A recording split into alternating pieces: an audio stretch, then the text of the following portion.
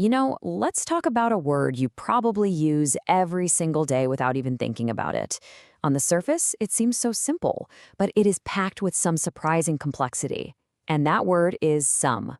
So let's find out what secrets it's really hiding.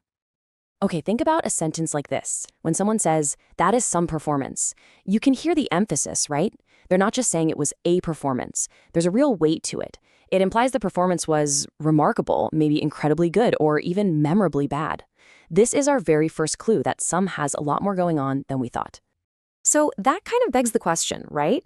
If some can mean an unspecified amount, but it can also mean remarkable, what is the real story behind this tiny four-letter word? Well, let's unpack it together. As it turns out, some is a surprisingly complicated word, and that's because it plays so many different roles in a sentence. It's a real chameleon. So before we dive into all that complexity, let's get grounded. We need to start with its most basic core meaning. At its heart, this is what some is all about, an unspecified amount. If you say, I need some help, you're not asking for 3 people, you're not asking for 10 people. You just know you need more than 1 or 2, but you probably don't need a whole army. It's that perfect vague middle ground. Okay, let's tackle something really quick but super important because it trips a lot of people up. The word some has a homonym, a word that sounds exactly the same but has a totally different meaning and spelling. S-U-M, some. And they are absolutely not interchangeable. So here's the key difference. S-U-M, some, refers to specific things, like a particular amount of money, a large sum, or the total you get from an addition problem. It's all about defined concrete totals.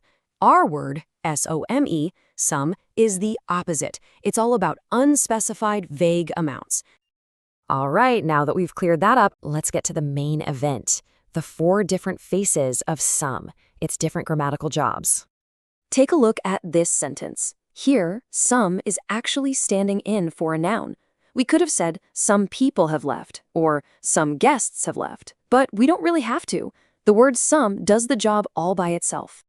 And that's its first secret identity, acting as a pronoun. It completely replaces the need to name a specific noun, while still talking about an unspecified group. It's a really handy little shortcut. Now, what's happening in the sentence? In this case, some isn't replacing the word chairs, right? It's describing the quantity of chairs we need. It comes right before the noun to give us a sense of the amount. This is the second job of some. It's a determiner. It works just like words like an, or the. It comes before a noun to help specify it. In this case, though, it's specifying an indefinite quantity. You don't need exactly 12 chairs, you just need, well, some. Okay. On to our third use. Now, this one's a bit more subtle. In this example, some isn't about a noun at all. It's actually modifying the verb grown. How much had he grown? He had grown some. It's describing the extent of the action. And this is some working as an adverb. It's answering the question how or to what extent something was done. It basically means a little bit or to some degree. He's changed, but by an unspecified amount. And for our fourth and final face, check out this famous line from George Orwell's Animal Farm. It uses some in such a powerful way. It's not just talking about a quantity of animals here. It's singling out a specific, though unnamed, group of animals. This is a perfect example of its function as an adjective. Instead of just indicating a quantity like a determiner does, here some is describing the animals. It's highlighting a particular special group, and that gives it this whole new layer of meaning beyond just a number. What's also really interesting is how some acts as a kind of building block for other common expressions we use all the time. Just look at this contrast. It's fascinating. If you do a job and then some, it means you did what was expected and a whole lot more. You went above and beyond. But if a result is somewhat disappointing, it's only a little bit disappointing. Isn't it wild how the exact same root word gives us expressions for both plenty and just a bit?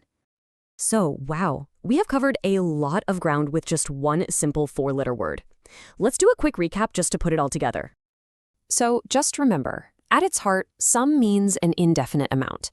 But from there, it can be a pronoun that replaces a noun, a determiner that specifies a noun, an adverb that modifies a verb, or even an adjective that describes a particular group. And then on top of all that, it gives us phrases for a lot more and just a little bit. So the next time you use the word some, you'll know the secret complexity that's hiding there in plain sight. It's not just some placeholder word, it's an incredibly versatile linguistic tool.